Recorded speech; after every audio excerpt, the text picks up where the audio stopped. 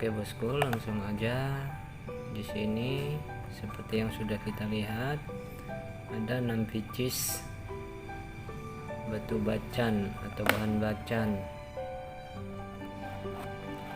Yang ini saya kasih harga 50 ribuan. 50 ribuan saja ya bosku.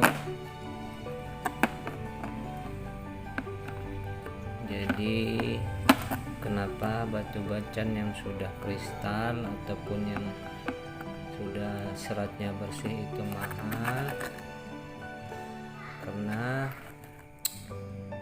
dari belahan bongkahan bacan itu sangat susah ya bosku ya, dan sangat gambling, makanya harganya untuk yang kualitas tinggi itu mahal. Nah, kondisi keadaan yang bacan harga 50 ribuan, nah saya kasih seperti ini kurang lebih bosku keadaannya. Dinilai sendiri ya.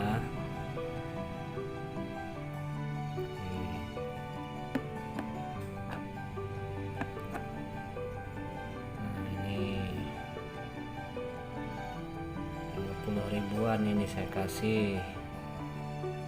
Kemarin ada yang tanya batu bacan 50 ribuan kayak apa ya, dapat enggak yang sudah kristal.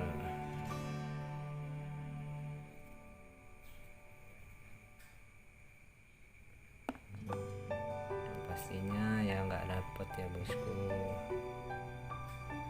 50 ribuan saja saya kasih biar pada kebagian. Nah ini juga